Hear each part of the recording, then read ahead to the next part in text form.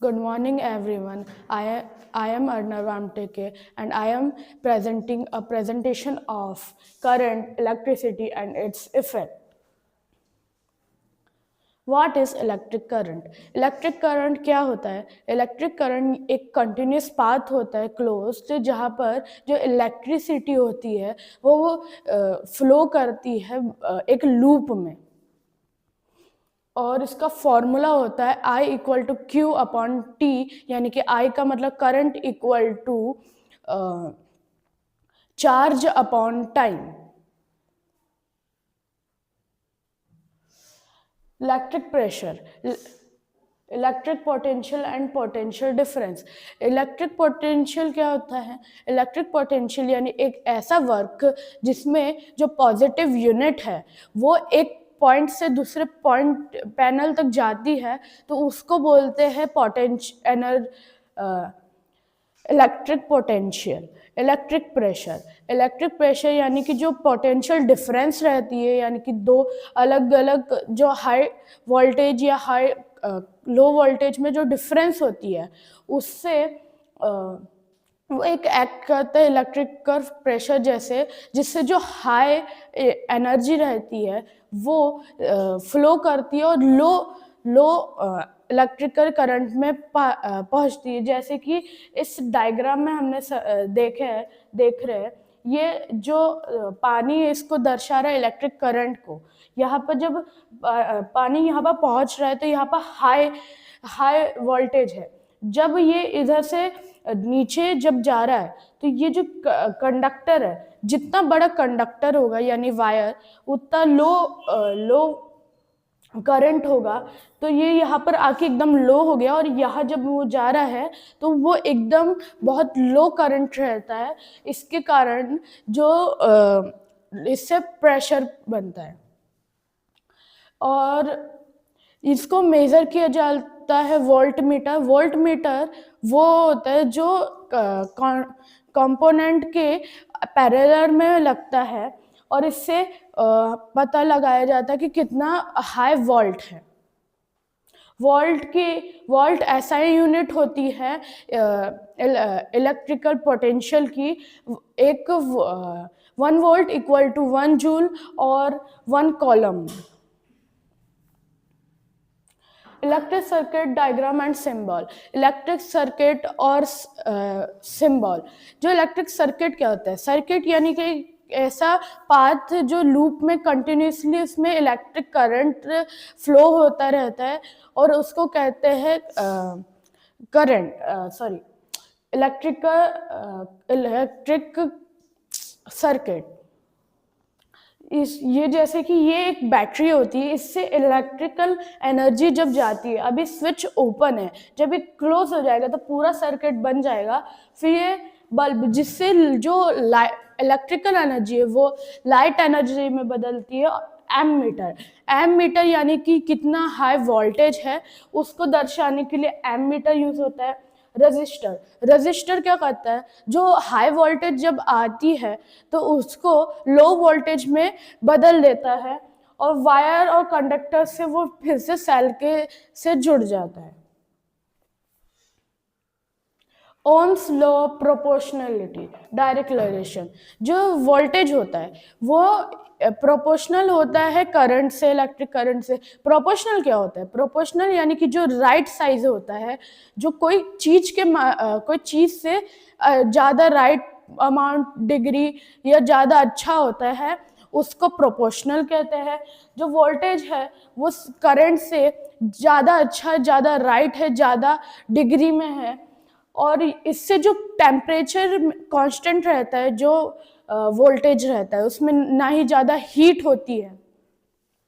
The constant R, the value R represent resistance, यानी कि जो वैल्यू आर है वो रेजिस्टेंस को बताती है. जो रेजिस्टेंस, वोल्टेज में रेजिस्टेंस बहुत ज़्यादा हाई रहती है जिसके कारण उसमें हीट बनती है, और ये जो रेजिस्टेंस रहता है कांटेक्ट, उसमें electrical resistance of the conductor material. जो कंडक्टर, जो हमारे वायर्स रहते हैं, उसमें जो मेटल यूज होती है वो तो हीट डिफेक्ट करेंगी, तो उसके ऊपर हम एक नॉन कंडक्टर मटेरियल लगाते हैं, जिससे जो हाई वोल्टेज है वो रेजिस्टेंस उसकी रहे। A straight line V equal graph passing through the origin demonstration the direct proportional of Ohm's law। यानी कि जो वोल्टेज है वो प्रोपोर्शनल है करंट से। इसमें दर्शाया गया है कि उसका रेजिस्टेंस सही रहता है और इससे हीट जो है वो उसमें हीट बनती है। इसका फॉर्मूला होता है V equal to I multiply R। V यानी वोल्टेज इक्वल टू I यानी current multiply resistance. Understanding resistance and resistivity. The core concept resistance oppose current flow and depend on physical factor. जो resistance है वो physical factors जैसे कि wire की length, उसका cross section, उसका मटेरियल और उसका टेम्परेचर के हिसाब से इसका इसके रेजिस्टेंस और रेजिस्टिविटी पता चलती है। इसकी फॉर्मूला होता है R equal to I upon A। A का मतलब होता है क्रॉस सेक्शन और R का मतलब resistance. Resistance equal to current upon cross sectional area, जिसमें हम देख सकते हैं जब लेंथ ये ज़्यादा है और इसका जो मटेरियल है अलग है, जिसके कारण यहाँ पर हाई रेजिस्टेंस हो रही है, और यहाँ पर इसकी लेंथ ब्रेड ज़्यादा है और इससे जो इलेक्ट्रिक करंट है वो भी ठीक से पास नहीं हो पा रहा, तो इससे लो रेजिस्टेंस है। Register in series combination. जो रजिस्टर है वो एक सीरीज में कॉम्बिनेशन से लगता है। रजिस्टर यानी जो इलेक्ट्रिक करंट को हाई वोल्टेज से कम करता है, लो वोल्टेज में लाता है, और कांस्टेंट करंट जो रजिस्टर रहता है जब उससे इलेक्ट्रिक करंट पास होता है तो वो उसको लो करते जाता है। जो series circuit connect resistor end to end with constant current. जो करंट रहता है उस जो चलते रहता है एंड में, उसको वो लो करता है रजिस्टर्स की series current identical through all register. जो करंट होता है वो हर रजिस्टर के इसमें सेम करंट वोल्टेज में आता है। और वोल्टेज 1 यानी कि यहाँ पर जितना वोल्टेज आ रहा है, वोल्टेज 2 यानी कि यहाँ पर जितना वोल्टेज आ रहा है, वोल्टेज 3 जो यहाँ पर वोल्टेज आ रहा है, वो उसका टोटल वोल्टेज निकलता है। और टोटल रेजिस्टेंस यानी कि R1 plus R2 plus R3। Register in parallel combination. जो रजिस्टर होते हैं वो पैरेलल कॉम्बिनेशन में कैसे काम करते हैं? Parallel circuit connect register across the same 2 point. जो पैरेलल रजिस्टर रहते हैं वो जो रजिस्टर को 2 पॉइंट में सेम 2 पॉइंट से अक्रॉस करते हैं, यानी वो अपने उसको क्रॉस करते हैं और एक के ऊपर रहते हैं। और potential difference identical across all branches. जो पोटेंशियल डिफरेंस रहता है यानी कि कौन सी जगह पे इलेक्ट्रिक करंट ज़्यादा रहता है, कौन सी जगह पे इलेक्ट्रिक करंट कम रहता है, वहाँ पर सारे जगह पे सेम करंट रहता है। टोटल करंट कितना होता है? जो करंट आता है यहाँ पर जो करंट 1, करंट 2, करंट 3, जब उसको प्लस करते हैं तो फिर हमको टोटल करंट पता चलता है। और टोटल रेजिस्टेंस इसमें अलग हो जाता है। इसमें 1 upon resistance 1, 1 upon plus 1 upon resistance 2 plus 1 upon resistance 3 हो जाता है। Electricity in our daily life. जो इलेक्ट्रिसिटी है वो हमारे डेली लाइफ में क्या काम आती है?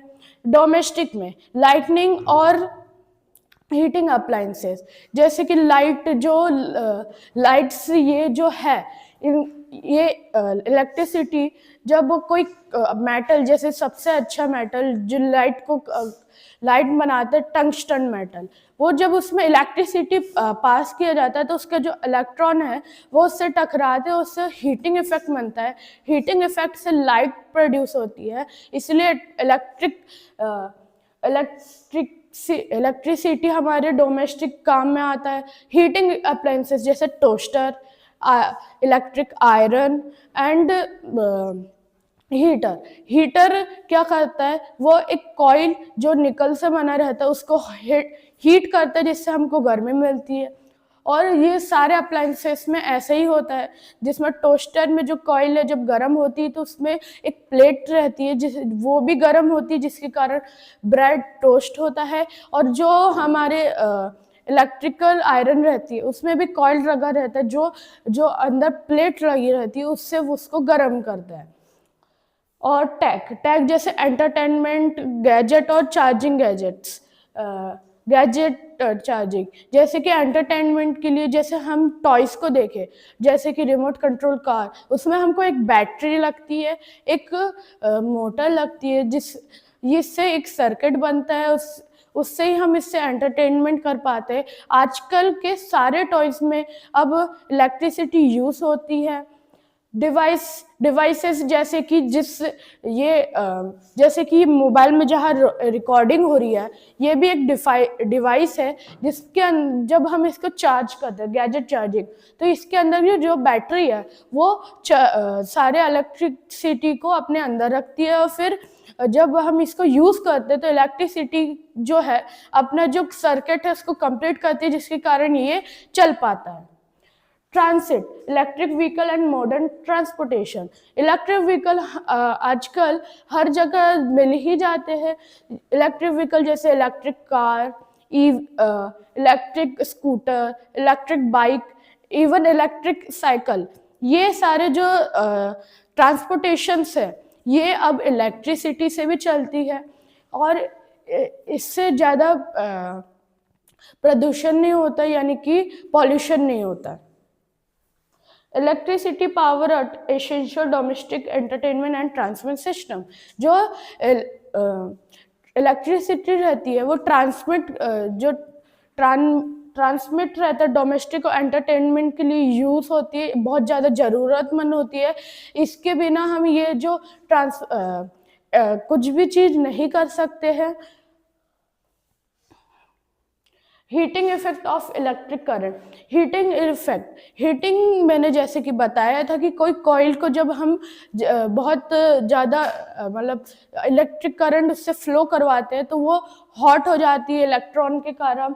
जूल्स लॉ ऑफ फॉर्मूला, जो जूल का लॉ होता है वो heat equal to electric current to multiply resistance multiply time. Current flowing through high resistant wire generate heat energy. जो हाई रेजिस्टेंट वायर्स रहती है उसमें हीट एनर्जी आती है। और जैसे कि एप्लीकेशन जैसे कि मैंने बताया था, हीटर, रूम हीटर, टोस्टर और इलेक्ट्रिक आयरन, वो सब heating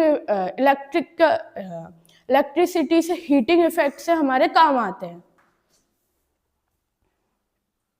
electrical safety and hazard.